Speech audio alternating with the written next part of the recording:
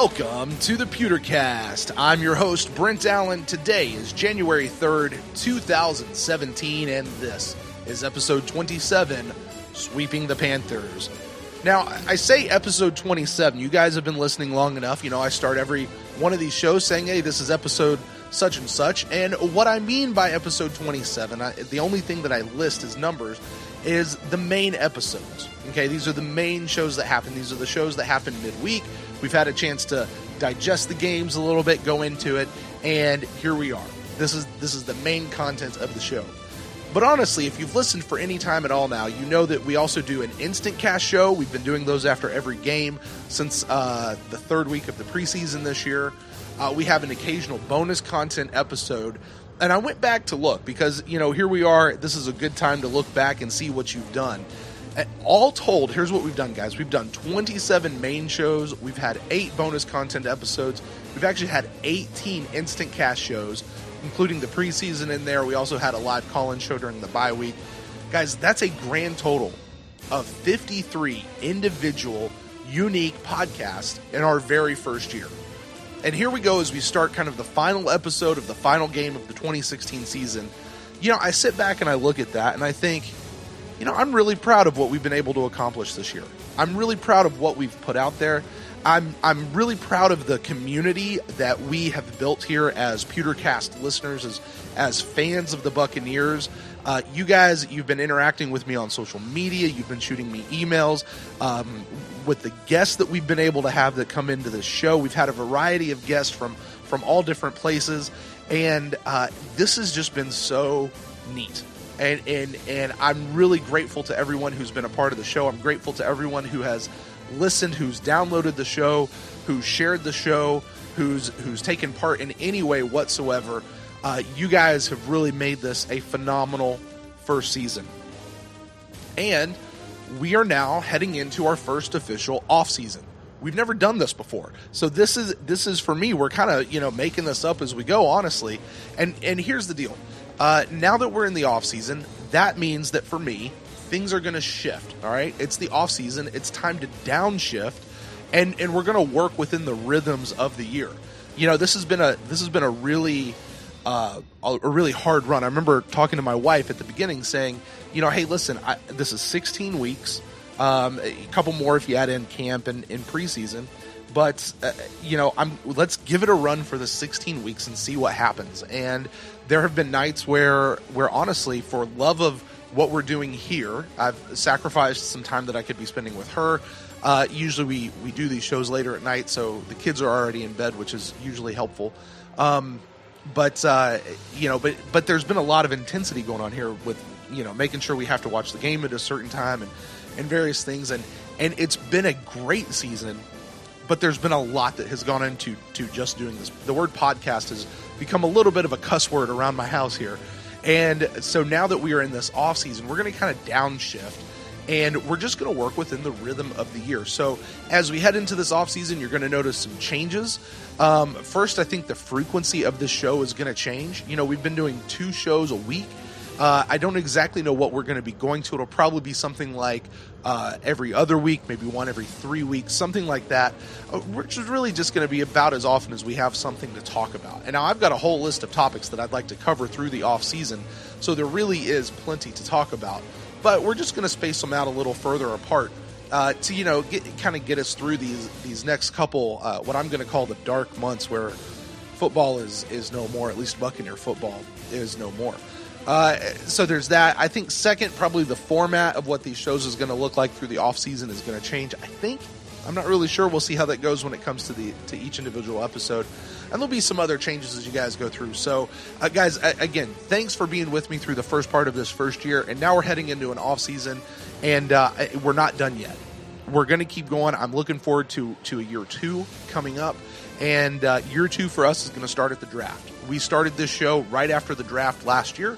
And that's going to kind of be the thing that marks a year 2 for us. So super excited to get to there. And I've got one bit of business that I need to take care of. Back at the beginning of this year, I invited you guys, the listeners, to join me in for the first ever annual Pewtercast Fantasy Football League. And what we did was we did a $10 buy-in. and the winner was going to get half the pot, and we donate the other half to charity. And so I want to give a shout out to everyone who got to participate in that. Steve Montgomery, Daniel McKinven, who is a listener from Scotland, I believe, Nick Selchert, Sean Lovegrove, Josh Aaron, Garrett Miller, Bob Marley, yes, that is his name, Dennis Hurst, Chef Aaron, Ben Schaefer, who's repping the Bucks and Brews podcast, and Nick Citro, I don't, and I apologize to any of you guys if I mispronounced any part of your name. There's an extra special shout out to Sean Lovegrove, to Dennis Hurst, and Nick Citro, who joined me this year in the league playoffs. It was a fun year. There was a little bit of trash talking that went back and forth, not a ton. That probably is a little bit more on me. I should have encouraged that a little bit more. But it was fun to get to play these guys in fantasy. And at the end, turns out it was me and Nick in the finals, which I was super stoked for because I've never made it this far in any fantasy league that I've ever participated in. And turns out at the end of it all, yours truly wound up winning the whole thing. Holy cow, that's awesome. And I don't mind saying it, it definitely helped my ego a little bit. I feel like I could go on and become a fantasy football master. But for real, guys, I want to say thanks to all of you guys who played in the Fantasy Football League. To those of you who sent in emails saying, hey, can I get in? And I said, no, I'm sorry, the league's full. Sorry. We're definitely going to do this again next year. So, it wasn't designed to be a one and done. So be on the lookout as fantasy football comes back around for the 2017 season. We'll get this going again. And, here's the other thing. This wasn't something that was designed for me to make any money at. So here's what we're going to do. I know that we said the winner would get half the pot. We donate half the pot to charity. So I'm going to just take both half of the pot since I now get to control them both. And I'm going to give them both to charity. And here's what we're doing. Derek Fournier over at What the Buck podcast, What the Buck Really Matters, he has been pushing these last couple of weeks to donate food to a local food shelter, and specifically donating peanut butter. So I am going to kind of jump on board that train, and we'll be heading out to the store. We're going to purchase $120 worth of peanut butter and delivering that to a local food bank here in the area. So that should be super fun, but that's what's going to happen. To all of you guys who participated in the fantasy league, fantasy football league, know that that's exactly what's happening. That's, we got to have a lot of fun, but we're actually going to get to help some people in the process. All right, guys, with all that said, let's go ahead and bring on this week's guest. Now, he's been on the show before. He did great, really great, and I'm super excited to have him back. He's from RealBucsTalk. Ren Daxt is with us tonight. How's it going, Ren? It's going great. Thanks for having me back. Excited to be here, and congratulations on your fantasy football dynasty. Oh, thank you. Yeah, hey, listen, I've got to get a couple more in a row before I think I'm going to call it a dynasty, but I think I'm on the right track. So we should get there pretty well. Who knows, Ren? Maybe next year you can join us for that particular episode, or that particular what do we call that? League? Yeah. Do you do fantasy football at all? I do fantasy football. I've given it up the past 2 years basically more or less because I can't find people that I know to play with. But yeah, I'm in next year for sure. Awesome. Well, we'll make sure we definitely save your point. And I would just like to point out you just said doo-doo on this show. All right, Ren, how was your holiday and your New Year's? What was going on with you guys for that? Everything was great. Kind of like everyone else. The holidays, the family, the celebration sort of took over for us fringe media outside guys who don't get paid for this. But, we clicked along. We got our stories out there. And like I said last time, a few weeks ago, people are liking it. We're getting a lot of traction. And, we're super excited about it. So thanks for asking. Any New Year's resolutions you've put out for this year? Oh, I don't do that. Yeah. I'm sorry, that's just not my thing. I'm kind of like I'll repeat myself, a doo-doo or get off the pot type of guy. Uh-huh. So if there's anything in my life that I'm not, that I think I need to improve on, I start that day or, tomorrow. I'm not it's the new year now, I'm going to, work out and run 2 miles a day. Yeah, if I wanted to work out and run 2 miles a day, I would have started it already. Fair enough. Yeah, I think, the only resolution that I made was just to continue the resolution I've had for about 4 years now, which is I don't do New Year's resolutions. So Yeah, I think I'm with you in that boat. You know, we're grown-ups. We can put on our big boy pants. If something needs to happen, we can either make it happen or we just live with not making it happen. All right, well, Ren, how about we go ahead and get into this show? This is the final main episode of the 2016 season where we'll be looking at games. So we're taking a look at the most recent game where the Panthers came to Raymond James Stadium to play the Tampa Bay Buccaneers. And then for our top three, we're going to be taking a look here as we're kind of at the end of the season. And really mostly as it affected this last game, we're going to look at the top three turning points for the entire season. And then we're going to close out the show with a very familiar segment, one that I think is going to be a lot of fun. Ren, I can't wait to get in to see what you have to say in this. It's a segment called Rants and Raves. Guys, all that's coming your way, and we'll be with you right here on the Pewtercast. Stay tuned.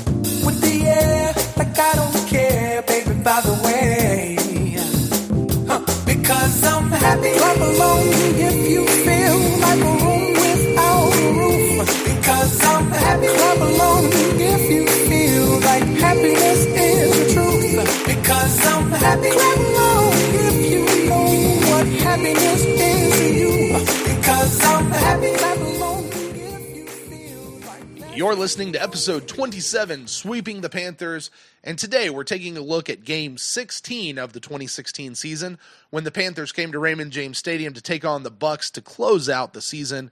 Of course, at the end of the game, the Bucs won 17-16. Can't get much closer than that, but as Coach Cutter says, really what we're looking for at the end of the game is just 1 point. We want to be 1 point ahead.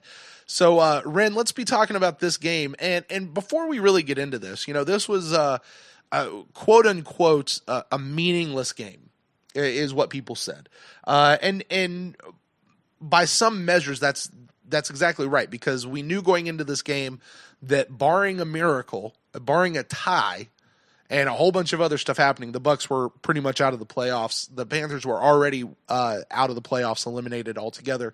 So for the most part, this was going to be a game that there wasn't much to win. There wasn't much to play for, to go all out for. So, Ren, I wanted to talk about that just for a minute to say, why even play this game? Like, what did each team have to win? Just wanted to get your thoughts on that real quick.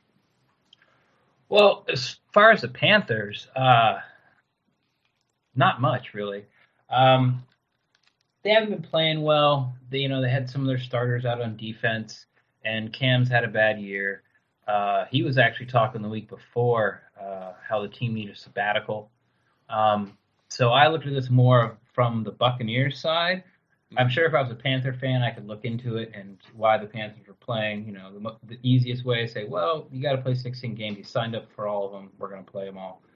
But as far as the Bucs, Cam Newton kills the Buccaneers. Some of his best statistical games have been against the Buccaneers, and we haven't got to play him this year. They've swept us, I think, the past 2 years, and we got to sweep them this year. But the Monday night game, Derek Anderson was in, and he didn't play. So I think this was a big statement for the defense, especially since the second half of the season was a totally different defense, even though they beat them on Monday night for the first half of the season. And the culture. You love to talk about the culture. Yeah. Having a 9-7 season, no matter how ugly the game was, is much better than going an 8-8 and losing your last three. You went 2-2 in your final four. Everyone's a little more happy when they're cleaning out their lockers on Monday. Everyone feels a little better, a little more hyped up, ready to get to the off season right away. Happy to be a Buccaneer. And then some other things, there were some things to play for record wise as far as individuals. Mm-hmm. Mike Evans, he was going for the touchdown, single season touchdown lead. Jameis, of course, is 4,000 yards. Jameis was also going for the single season touchdown pass lead for the team in history. So, those are some things to play for. But what I like about Jameis Winston isn't going ever to let the team take a game off. Mm-hmm. Even if we're 2 games out of it, 4 games out of it, if we're out of it by week 8, that's mathematically not possible. But he's going to come out there and give it his all. And also the last thing, I think they really wanted to put on a show for the home crowd. Yeah. They've been terrible at home the past 3, 4, 5 years. They turned it around the second half this year and had a lot of great home games. The crowd was into it. Seattle game, the Saints game, the Bears game. And I think they just kind of, little last hurrah, tip the hat, stick with us. We're almost there, and we're going to reward you for your loyalty. Yeah. Some reasons. Yeah, I mean, the big thought that comes to my mind is that I think the Bucs had a lot more to win than the Panthers did to lose. And I think that was a big reason. I can't really say what the Panthers had to play for outside of pride.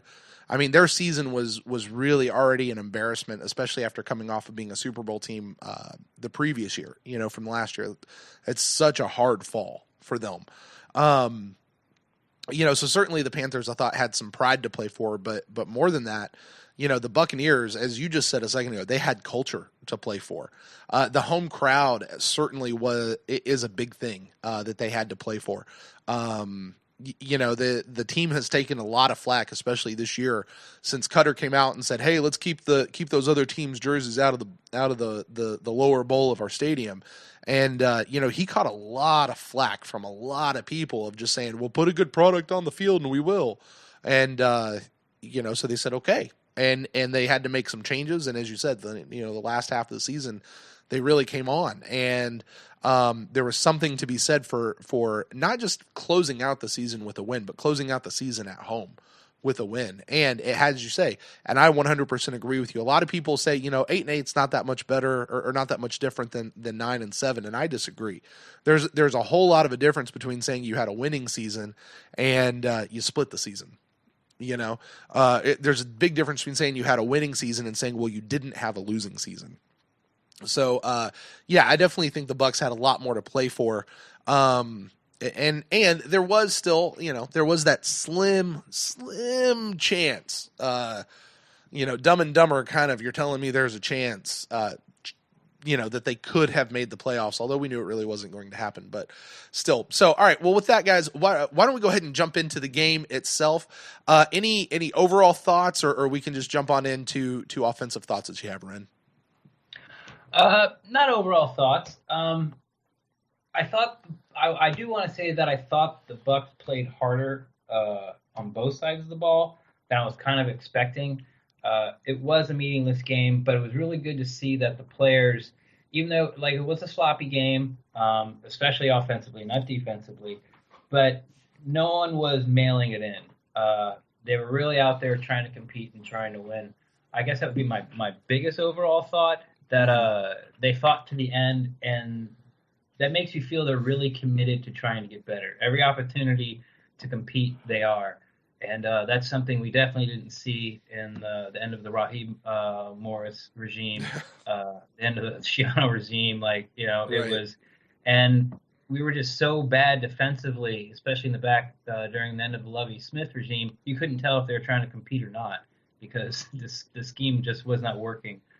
So I guess overall thoughts, it made me feel proud as a Bucs fan to watch those guys go out there and give it their all and really put the effort out there when they easily could have just mailed it in and had their plane tickets punched to Cancun or wherever they're going. Yeah, you bring that up, and the big thought I have is, the big difference is they're not playing for trying to get the first draft pick this year. If you remember that from a couple years ago, and of course, they would swear up and down, Lovey would swear up and down. No, they weren't trying to tank the game. They were just trying to, look and see what other players had. Okay. Yeah, just all the offensive and defensive starters got hurt at halftime. That's right. All the time. Yeah, it's a little more than a preseason game, really, just in the regular season. And if we happen to lose, then we'll get our number one pick. Which, listen, let's never forget. that Lovie Smith brought us Jameis Winston. And if it wasn't for that, we would not have Jameis Winston, I don't think, because I dare say the Titans probably would have taken him. Maybe. I don't know. I don't want to replay that. I would love to see that. Like if we could do a Flashpoint universe type of thing. Yeah, a little parallel universe type of, see if we would have got Winston anyway. You're right.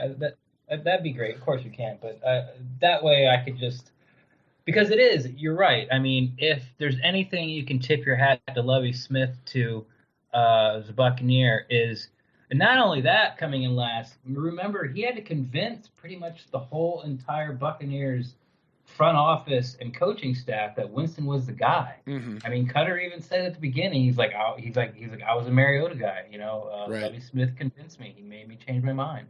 And thank God he did. Yeah, and here's the thing. I mean, Lovie had a big mess to clean up coming off of the Raheem Morris / Greg Schiano years. There was just a big mess, and it was a big job in front of him. And honestly, I don't know that Dirk Cutter could have done what Lovie Smith did without having that buffer of Lovie Smith in there, if that makes sense at all. Not at all. The roster was terrible. Right. And that's why I refuse to hate on Lovie Smith, and that's why I refuse to say that he was a big mistake or anything like that. I understand why the Glazers brought him in. I understand why they let him go when they did, even if I didn't agree with it in the moment. And the truth is, all of that is what it is. Dirk Cutter is a coach now, and I'm super glad, and I'm really glad Dirk Cutter is our coach right now. And we had a lot more to play at the end of this year than we weren't doing anything near the first pick of the draft. In fact, we're not even in the top 10. We're number 19, really, really, really far at the bottom of the second 10. So you can get without making the playoffs. There you go. So yeah, looking at that, I want to take a look at kind of some of the offensive thoughts. Now, the way that I divide it up, and Ren, you can do it however you want, is I look at Jameis, and then I look at the running backs, wide receivers, tight ends. And as far as Jameis goes, the big thought I had about him was it was more of the same, I thought, from Jameis. As far as technically on the field, he was often inaccurate, but he was also often spot on. There were times when he was playing lights out. Jameis can scramble away from other people like nobody else's business. This man eats scrambled eggs every single morning for breakfast, and that's the only way I think he can get out there and do that.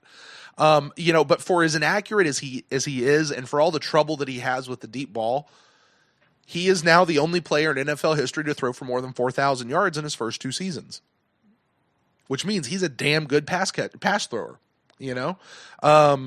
And he did that. You look this year we had Mike Evans, who truthfully was our only stud receiver, and he got shut down in the last 4, 5, 6 weeks of the season. And so he did that really with a bunch of undrafted free agents, a bunch of guys that have been pulled in off the street, and he still racked up that many passing yards. No one else in the rest of NFL history has been able to do that. So kudos to Jameis. And for I mentioned this in the Instant Cast show. Taking a look at Mike Evans as a blueprint of the change and the jump that happened from the second year to the third year, I am really excited now seeing this group of players who are in their second year this year, seeing what kind of jump they can make this next year. And that's Jameis, that's going to be Donovan Smith, that's Ali Marpet, that's going to be Quan Alexander, that's going to be Cameron Brate, that's going to be Adam Humphries. I can't remember what the rest of that rookie class was that's still with the team, but I am really, really excited to see what happens when these guys come back for year 3. Yeah, you can't. That's undeniable. And let's give credit where credit is due. Mike Evans, the jump from year 2 to year 3 was all about Mike Evans. I mean, he made it real easy to forget about his drops. But what more impressed me was his new attitude on the field. Yeah. He got a reputation very quickly for being a crybaby on the field, always looking for flags. And he didn't do it once this year. Even when he knew he was held or pulled. You saw it in the game Sunday where the Panthers defender just grabs his jersey and there's like a yard space between them and you could see it. It wasn't even like a good pass interference. He didn't even try to hide it. And he didn't get the call, but he got up, looked, no flagging, he went back to the huddle. So this third year in the system, I think is going to be big. I agree with you. And you're spot on with Jameis. It was a Jameis game. Jameis can be better than that. We've seen it. And Jameis can be worse than that, and we've seen it. But that's that's Jameis. He's going to overthrow. They're saying the reason he overthrows because he overstrides. He's going to sail some balls, but in the fourth quarter, he's somehow going to get the team in position to win, and more times than not, especially as he progresses further, he's going to pull out a victory for the team. But yeah, he was right down the middle as far as numbers. Nothing great, nothing terrible. Interception really wasn't his fault. The fumble, you could argue, is his fault because he didn't feel the guy. But how many times you see a strip sack fumble from behind? Yeah. It happens to everybody. Right. So yeah, and what you were talking about earlier on the Jameis thing, I wrote this down because when I looked at the numbers, I was shocked. These are the receivers that caught balls from Jameis Winston in the win: Adam Humphries, Mike Evans, Russell Shepard, Freddie Martino, Jacquizz Rodgers, Luke Stocker, and Alan Cross. Mm-hmm. I mean, let's see, Rodgers wasn't on the team, so Stocker, Cross, UFDA, Hump UFDA, mm-hmm. Shepard, who Coach Cutter keeps trying to get rid of, and Martino just keeps hanging around since he came around. It's to do what he did, and even it was a sloppy win, but you really got to look at the weapons that he had left. His top two running backs are out. His top three receivers, or I guess besides Mike, you can say 2, 3, and 4 are gone. Mm-hmm. It was, the future's bright, and it is going to be really interesting to see all these guys in the offense for a third year and see what really they can do. Yeah. Yeah. And as far as offense on an overall thought, before I get into some of these other guys, the big knock that I have for them is they've got to learn how to put points on the board. I mean, these games that we've won, I was just going back and looking at it, through this 5-game winning streak that we had and a whole bunch of stuff. We didn't run the points up huge in any of these games. No, not at all. And then when we did, we lost. Right. I mean, there was the Buccaneers game, or the Bears game, where we went out and we did 36-10. I mean, that's a pretty, and then we had the 49ers game where we went 34-17. Those were some big numbers, but the rest of them, I mean, we had 19 points, 14 points. We got 28. Okay, not bad, but we had 16 points. We did 20 and 24 in the Cowboys and Saints games that were losses, and then 17 in this one, which was a win. And how often did the defense score in those? And it wasn't super often, but it was still enough. I mean, defense scored a touchdown in this one. It's those red zone woes, that continue that we've still got to learn how to finish. I've been saying that I think for last 4 weeks of the season is we've got to learn to finish, and that's a big thing that I think as we head into the offseason, I think the players are aware of, I think our coaches are going to be aware of, and that's something that I think we might see a lot more emphasis and a lot more focus next year from our offense is being able to do that. And by the way, as we go through this offseason, we pick up another wide receiver or Vincent Jackson comes back or whatever works out with that. We restock the pantry, as some other people call it, the weapons. We bring in some people around Winston. Yeah, I think we're going to see a lot more come out. Now let's take a look at some of those weapons that he had around him. I'm going to start with the running backs, Jacquizz Rodgers, and I think Jacquizz continued to prove in this game that he really maybe should have been the one playing all season long. And yes, that's coming from me.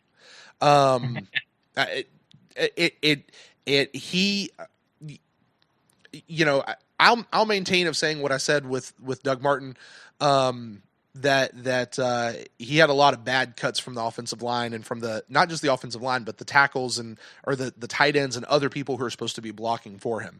But the big knock I still had on Doug Martin was he wasn't breaking through the second and third layers of that to break off the big runs, and that's what Jacquizz was doing.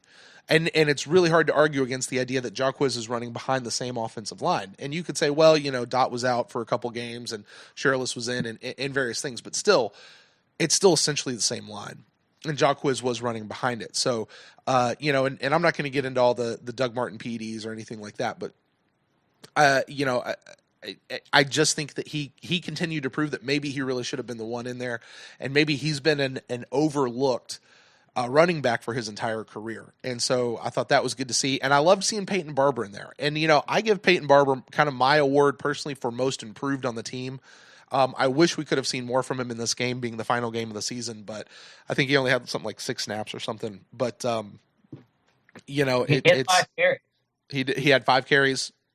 If he had 5 carries, but he only took 6 snaps, then you know, that means he at least got the ball most of the time. That's probably pretty close to true besides special teams. Yeah. So, you know, so loved seeing them there. You know, wide receiver, Mike Evans just continues to be a stud, and records matter. You know, I mean, you mentioned that earlier. He went out to set some records. I thought Hump was good, you know, as were some of the other guys. But my big thought coming off of this is this game showed to me one more time why we need another big guy. You know, I mean, Humphreys is great in the slot, but let's face it, he's short. You know, Freddie Martino is not a huge guy. We don't have another guy who can go up and win a 50-50 ball every time like a Mike Evans can, and we need another big guy as a wide receiver. You know, tight ends, honestly, without Brate, they seemed fairly invisible to me through most of this game. You know, and I happen to notice that one of the mock drafts that have come out, and I hate mock drafts, but one of them had us taking a tight end in the first round, which sounds super crazy to me. And I think when you think about it, it might not be as crazy as it sounds. So I'm with you on that. I saw the same one, and when I first saw it, I'm like, who is this? Like, what? Do you even follow the team? And then I went down and I read about the guy. They were talking about the kid from Alabama. Yeah. But he's the best blocking / passing tight end combo, you know, in this draft. And that's what, you know, we run a 2 tight end offensive set, and that's what we need. We have Brate who can catch, but he can't block that well. And we have Stalker who can block great, but can't catch that well. Right. So, but first round, if it's going to be a stretch, there's still too many holes, but I can see where the guy was going for that, saying that we should take that tight end, because it makes sense. It's just too far of a reach for other bigger needs. Yeah. Yeah, I honestly, I don't know that we'll stay at the 19 spot. I really see us kind of maybe moving around, unless they just have a guy that they think is going to fall to 19. And, you know, the draft is a place where I think Jason Light shines, kind of being able to predict what other people are going to do and knowing how to move around to get the guy that he wants. And so I think the draft should be really fun for Buccaneers fans. You know, but who knows what might happen if they don't go get Dalvin Cook? Because right now, just following you know, social media, it seems like there might be a mutiny if we don't get that guy. So, well, you have to. That's more because most of the Buck fans are in the state of Florida. Yeah. A lot of the Buck fans that are in the state of Florida are also FSU fans. Went to Florida State, and that's why you're seeing it a lot on Twitter. You know, I know you're in South Carolina, but obviously the people that you follow are local down in the area, you know, where I am.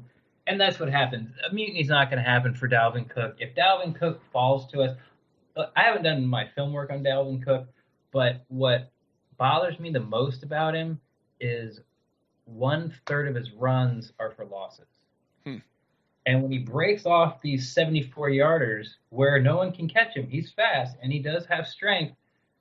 These ginormous holes, unless you play for the Dallas Cowboys, are not going to be there. So Dalvin Cook in the Bucs offense as it is now, don't get me wrong, if he's there or you got to move up 1 or 2 spots and he's your guy, because I trust Jason Light, you know, he knows he's forgotten more football than I'll ever know. But mortgaging your draft to go up and get a running back when I just, as of now, I haven't, like I said, I didn't feel, as of now, I just don't see it. I don't think he's that much better than, you know, say the kid from Oklahoma or the kid from Penn State, that you can wait and even get in on the second round if you're looking to go running back. Yeah, and to what you just said there, I don't know that running back is our number one top priority need, honestly. And that's certainly a conversation we can have, you know, as another off-season episode, maybe. Who knows, Ren? We'll see what happens there. Man, did you have any other thoughts on the offense before we move over to looking at the defense? Yeah, it was very apparent very quickly that Adam Humphries was going to be the showcase in this. Lots of short passes, lots of screens, lots of slants. He got targeted 13 times, 10 catches, so that was a good ratio. And you were talking about Jaquiz Rogers. Yeah, he had 4.4 yards a game. And I'm with you. Like, you watch a film on Doug and you're like, man, it's not his fault. But then you watch it on Jaquiz and you're like, it's not his fault either, and he's doing better. So it's not. It comes to a point where it's not every time only the big holes opened up for Jaquiz, or only the guy slipped and he broke that tackle for Jaquiz. So I'm not giving up on Doug. I still think he should be here next year, but that argument about him being in and should be starting for Doug Martin has a lot more. The more games you see him play, the more validity you can give to that argument about him being in there. And I just kind of gave the offense a C-. Jameis was Jameis. Didn't put a lot of points on the board. Only 17. One of those came off a pick six. Back-to-back drives where there's a turnover. So enough to get it done. I think they played hard, but it was just one of those, not their best game, as I didn't expect it to be. But so right in the middle, But it was enough to win. Good enough to win, and they did. So. But it was enough to win. Yeah. Yeah. Well, let's move over and let's take a look at the defense, man. Any thoughts you had on defense for this game? Well, it was great to see that the Bucs, when they held the Panthers to 4-15 on third down conversions, that was good enough to move them past the Dolphins, and so they led the league in that. I thought that was really impressive. I think it was around 28.7, around 28.7%. Led the league in teams, like not letting teams getting first down, and that was very impressive. And then you start calling out individual performances, and there was 3 that were outstanding.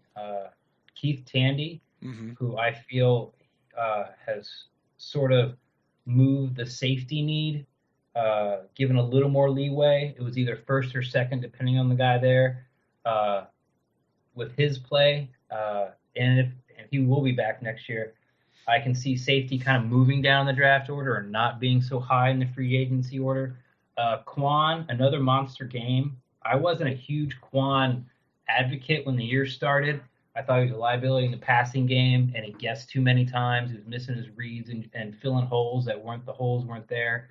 But the last quarter of the season, even when we were on that 5-game win streak, he was still kind of making the mistakes. But now he's getting his depth in his pass drops, and he's reading his keys right, and he's getting in there, and he's getting rewarded for it. Led the league in solo tackles, Pro Bowl alternate, and you have to.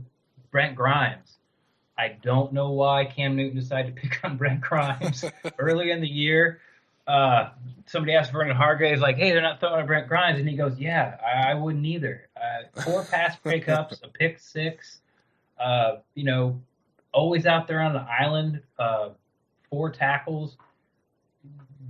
Really happy we got that guy, and when somebody actually decided to throw at him, he showed why he's there and why he's made the Pro Bowl. Yeah, but the one thing Grimes didn't do this game? He didn't slip. He didn't slip. That's the thing he didn't do. He didn't slip. And Brent Grimes deserved the game ball for this game, and he got it. And he earned it. It was the writing for that was clear as the writing on the wall. So I agree with you with everything that you were just saying there, and the people that you pointed out. I also said Levante. I think this might have been Levante David's best game of the season. I have him down too. I just missed him. Yeah. I think it might have been his best game of the whole season. Keith Tandy, I 100% agree with you. I said from the beginning that the safety was my number one concern on this team. That I thought it was the number one concern going into this coming off season that we would have to address probably through the draft, not necessarily through free agency. And with what Tandy has been able to do there, I thought Bradley McDougald, and we've talked a lot about Conti, we've talked a lot about Tandy and that switch off, but let's give some credit to Bradley McDougald, who has just held down his spot over there as the other safety all year long, and he's been doing really, really well. But with those two in his safety, I don't have my list of priorities set just yet, and I don't know where safety is going to be, but it is much further down the list on terms of need. And that's not just because others have risen that weren't there before. It's because the solid play of these guys in the last part of the season has been so good. It has allowed safety to come down for me. But yeah, other than that, as I said in the Instant Cast show, outside of the first drive, which was utterly horrendous for this defense, they looked like a high school Christian football team, or Christian high school football team. They were just not good. Outside of that drive, the rest of the game they were studs. The rest of the game they were dominant. The rest of the game they did exactly what we needed them to do, and especially coming off of a couple of rough games with the Saints and with Dallas, I think our defense needed this to go, no, this is who we are. That's who their identity is as a defense, and they were able to play. So, and all of that said, and I've got my own little note here that says, bye-bye Mike Smith, hello Jay Hayes. I hope that that's not the case, but, Mike Smith's got a couple interviews, and, we'll see what happens with him here in the coming weeks. But man, I'd love to have Mike Smith back for another year for his defense on this team. I think everybody would. That could be. I just can't qualify it as a free agent pickup, but just to keep him here. I know we were chit-chatting a little bit before about his interviews, and to me, if he was going to interview for two head coaching positions, these are the two I'm most comfortable with. I know he has the ties to Jacksonville, but Jacksonville has had a defensive coach. They've got a lot of defensive studs, lots of draft picks on defense. They're projected to get another draft pick on defense this year. I think Blake Bortles and that offense really need some help, and I would think that the GM is looking that way. No, I could be totally wrong, because if he is, why would he bring Mike Smith in the first place? And then as far as San Diego, they do need a defensive guy, someone to stop their big plays. San Diego's defense is kind of like the Bucs defense the first half of the year. It's either big play or 3 and out. And so they need someone to shore those guys up. But the Spanos, the owners of the Chargers, are just notoriously not liked. Not regarded as one of the better ownership groups or ownership families in the NFL. So Mike Smith, I think he's old and long enough in years. He's already done it. He doesn't need his first head coaching job. Of all the coaching jobs out there, I think San Diego, just because of the Spanos family, is the least attractive for any coach. So the two interviews he set up for, I feel good about. But, if he's going to go eventually, if he goes this year, more power to him. Thank you very much. If he stays and comes back next year, more power to you, and thank you very much. Right. Well, let's hope that is later rather than sooner on that. Well, man, do you have any thoughts on special teams before we hit to our final thoughts and grades? Oh yeah, we got to talk about our guy. Yeah. MVP. 5 for 5 inside the 20. Had five punts. Brian Unger, of course, we're talking about. Brian Unger, all inside the 20. And then I looked up a little bit on him to see what was going on. He leads the NFL with punts downed inside the 5 with 8. And he ended up tying the league lead with punts inside the 10 with 10. So he had 10 inside the 10-yard line, and 8 of those ended up inside the 5. What can you say about Brian Unger? Great signing, fantastic re-signing. Gave him a 5-year deal, $17 million. Not sure how that breaks down, but I'm glad he's a weapon, and I'm glad he's on the team. If you got to go, 90, 93, 95 yards every time to score, you try to score, you're not going to put a lot of points on the board.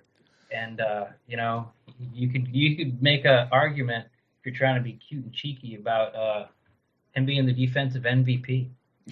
And the other side of that too is honestly, when you got a defense like what the Bucs have had, what we've been turning out, if you can take a punter and say, hey, listen, we're up on fourth down, we're around the we're 60, 50 yards out, 40 yards out. Let's let our punter get in there, drop it on the third or fourth yard line, fifth yard line, and then let's let our defense get in there and do some work and maybe put one in the end zone themselves. And we saw that happen actually a couple of times this year. So yeah, Brian Enger, man, he really may be the team's MVP. And to be the first one to get an extension on his contract this year is absolutely right. He was deserving of it. And I mean, Brian Enger's it. Really sad to see DePaulo go out this game with an injury. He's another one of those guys that, as a long snapper, he's been consistent. I've never seen him have a bad snap, and I'm sure he probably has had one here and there, but I can't recall it. He is just a super consistent guy. Really hated to see him go out, but Darius Clanton I thought came in, did a great job. Didn't really miss a beat, so that was great. And then Roberto Aguayo, we got to talk about him. Now I recall him missing one of his field goals in this game. Did he miss two? No, he missed one and got one blocked. He missed one and then got one blocked. All right, great. Because I was looking at a stat sheet going, that doesn't sound right to me. But, here's the thing. Somebody asked me on Twitter if I'm still with 19. Hashtag I'm with 19. Is that still true? And the answer is yes. I still am with 19. And yeah, okay, so he missed one. And there's all kinds of things you could say about it. It was on the wrong hashtag. It was, or the hash mark, it was on the wrong side for what he's more comfortable with. One was a little bit long. There was the blocked one. Okay, whatever, fine. Listen, when you look at Roberto Aguayo in the second half of the season compared to the first half of the season, I'm sorry, I didn't go and pull the numbers and compare them. The numbers I pulled are just for his entire season. He was at 71% on the entire season, but his improvement from the second half, or from the first half to the second half, was really great. And again, more time in the league, more time doing this, he's going to continue to get better. And as we look at the statistics of other kickers who are drafted high, they all have bad first years. Some of them have mediocre to bad second years, but then something clicks, something turns on, and they become 10, 15-year kickers that are consistent and that are some of the highest rated kickers in the league. And so for that, I'm going to stick with Roberto Aguayo. Dirk Cutter's come out and said in his press conferences this week that they will look at bringing in competition for Roberto for this coming season. And I think that that's a great thing now. Yeah, I think bringing in competition for him now is only going to help him. I don't know that having competition in this last year would have helped him, in this rookie year, or at least I have my doubts if it would have. I think he needed the space to be able to just do it and figure it out and kind of break the ice with that. And now that he's kind of done that, he's shown that he can be fairly consistent. I think the competitor is going to kick in, and just the idea of having somebody else who's a kicker that you can bounce ideas off of. You have somebody kind of watching what you're doing. Kickers know kickers, right? That's what they all keep saying. To bring somebody else in who can actually help him. I think Roberto's still our guy. I just can't wait to see who they're going to get in to kind of help him with that. And if that kicker is going to come in and do better and win the job from Roberto, then I think that's fair game.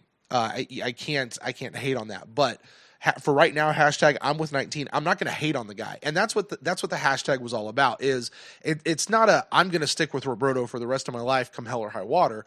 It was, I'm not going to badmouth this guy. I'm not going to sit there and call him a basket case. I'm not going to sit there and say that we need to cut him right now and move on. That's never what hashtag I'm with 19. That's actually exactly what hashtag I'm with 19 was always about, was saying I'm not going to be that. He's our guy. He's our guy for this year, and I'm going to stick with him.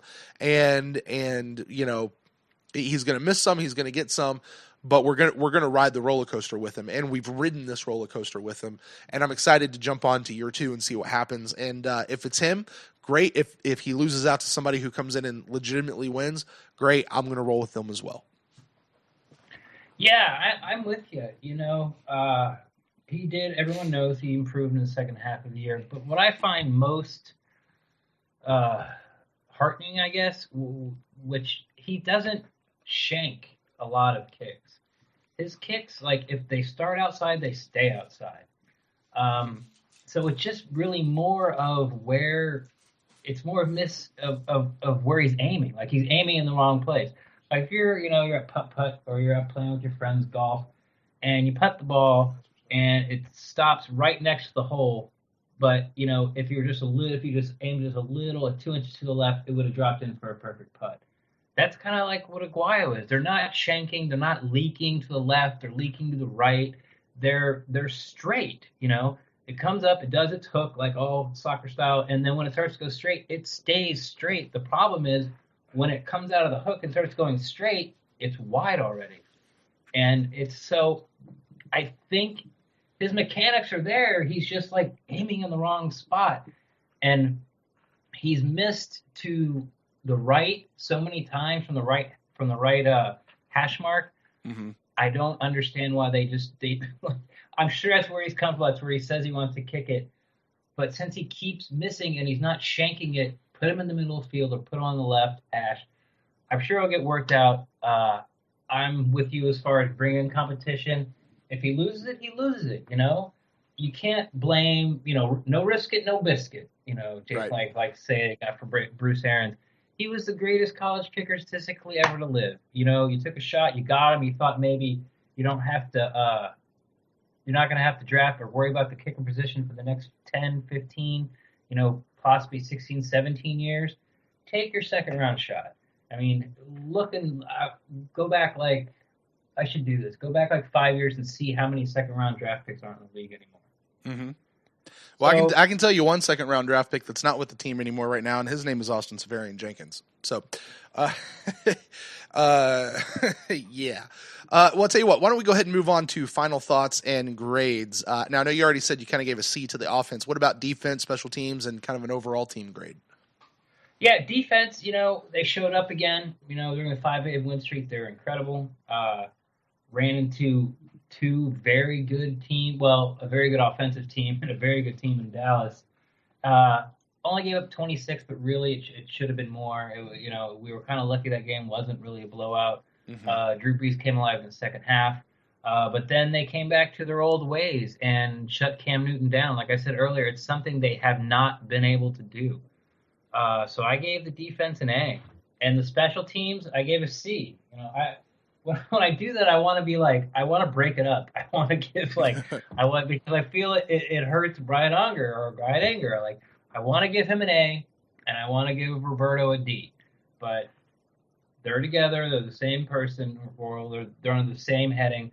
So yeah, special teams a C. Unger did his job, did it great. It was magnificent to watch once again. And Roberto, and I'm not blaming the block on Roberto because that's when Glanton was in. Mm-hmm. And they said it on the broadcast, what I thought was really interesting and something I didn't think of. The snap might not just get back there as quick with the new guy. That's true. Yeah. Yeah, and also he got crushed. He got collapsed. There's one thing to be able to snap it back there, but then you got to snap it back there, and then you got to hold your guy. You got to hold your guy. You got to hold your ground. And he kind of got, and that's exactly where the block came from, right in his gap. So I'm not gonna who knows if he would have made it, but I'm not hanging the block on Roberto as the kick was too low and it was his fault. So yeah, I just gave special teams a C. Yeah, okay. Well, I think I'm going to go back and take back what I said about Adarius Glanton and not missing a beat. Apparently, there was definitely a beat that was missed there because now that you say that and I think about it, you're absolutely right. That's exactly where that came from. I remember watching that back on the film. So, I agree with you. I gave offense a C. C for me means they were below average. They weren't horrible. This wasn't a D or an F, but they were below what we expected them to do. Truth be told, the offense itself only put up 7 points on the board, or really 6 points on the board. The rest of that came off of kicks and the defense and the pick six. I gave the defense an A-, and the minus really is just because of that first drive. But after that, they did fantastic. They did great, and they really shut down the rest of the Panthers and kept them in check with where we need them to be. For me, special teams, I was a little more generous, I think, and mostly probably because of Brian Anger. I gave him a B, which, as you said, the block kick was something that just wasn't his. I just didn't see it was his fault, so I couldn't blame him for that, although that does lend itself to the entire special teams unit. Still, I thought they did what we needed them to do. Things are going to happen from time to time. Overall, I thought they did what we needed them to do. That's why they got a B. So as an overall grade for me, it just brings them in right at a B as well. And it was a good enough game to win. We got up 1 point on the team and we won. Well, man, any final thoughts really as we head into the off season? About the Bucs, about the game. Yeah, about the Bucs and about the game. Just any kind of last lingering little bits before we kind of close the book on these game reviews for this season. I'm pleased. I'm pleased on both sides of the ball. I'm pleased with our coaching staff. I'm pleased with our players. I'm pleased Jason's ability to find players in mid-season that could come in and have a big contribution. The defensive line, I mean, some of them are still hanging around here, like Lambert, Devontae Lambert, the defensive tackle, still hanging around here. Jaquiz Rogers started a bunch of games and the leading rusher. He wasn't on the team beginning of the year. So, yeah, I think I've heard you say it, the arrow's trending up. Mm-hmm. The future is bright. It's the first time that as a Bucs fan, I've had a franchise quarterback with the owner willing to spend the money. Doug Williams was super athletic, but Culverhouse didn't want to spend the money. Same thing happened with Testaverde. Same thing happened with Steve Young. Mm-hmm. But this is a young guy who's 22, and I just keep looking in the future. And you think in 10 years, 10 seasons from now, he'll just be turning 33. Right. Tom Brady's is he 39? I don't know. Drew Brees is over 40. Yeah, so 10 years, and, of course he doesn't get hurt. I think NFL teams have learned now that if you have a few bad years, you still ride with your quarterback because the chances of, catching lightning in a bottle are rare, or very rare. So as long as he doesn't get hurt, we're looking at, 18 years of very solid, ultra-competitive, big play-making ability, no matter who surrounds him in talent, mm-hmm. Chance to make the playoffs and to be able to be proud of your team year in, year out. So, wish we could have made the playoffs, but as far as looking forward and to being a Bucs fan, it's a lot easier to wear that shirt to the grocery store, if you know what I mean. Oh, I 100% know what you mean. It's when people look at you and go, really, you're a Bucs fan? It's a little more, hell yeah, I'm a Bucs fan. Did you see what they did this year? Hell yeah. Proud of it. Yeah, I agree with you. As I say, the arrow is pointing up and to the right, and that's exactly where you want it to go. And I'll get into this a little bit more later, but I am satisfied with the season. I'm happy, but at the same time, I'm disappointed, and I feel like we're not finished. That's what this season feels like to me more than any other. I don't feel defeated. I feel, as a lot of people, we're on the right track. We're moving forward, 9-7, we've got that winning season. But I feel like this season just feels unfinished. Like, I think that's when you watch these guys that were in the locker room, cleaning out the lockers, and you listen to them, I think that's what you're getting from them is no, I want to be back. Like this doesn't feel done. It's not finished yet. And I think that's what we're going to feel as we come into next year, especially with the nucleus of this team. Well, guys, that's going to close it out for this segment. And now's the spot, fans, where I'm going to toss this back on you guys. We'd like to know your thoughts on our thoughts. And you can do that by shooting us an email to thepewtercast@gmail.com, or you can find us on Twitter @thepewtercast, or find us on Facebook at facebook.com/thepewtercast. We do respond to all forms of feedback, and it's really one of the more fun aspects of being part of this big community of Bucs fans, is getting to interact with you guys. Well, hey, friends, Brent Allen, your host here. Just a quick note about the podcast for tonight. You guys may have noticed, if you've been listening for any amount of time, that we tend to keep this show at about an hour and 15 minutes. Sometimes we go a little over, sometimes we come a little under, but it's right in around there that we normally keep this show. Well, when Ren and I sat down to record this episode, turns out the entire thing was over 2 hours long. So rather than let you suffer through 2 solid hours of us just talking, we decided to go ahead and split the episode. So this is going to be the end of part 1. Part 2, which is going to contain the top 3 and the Rants and Raves segment, those are coming up in part 2. So make sure you go over and download that episode as well. And once you get a little break from us, you can jump right into that one. So guys, until we see you in part 2, go Bucs.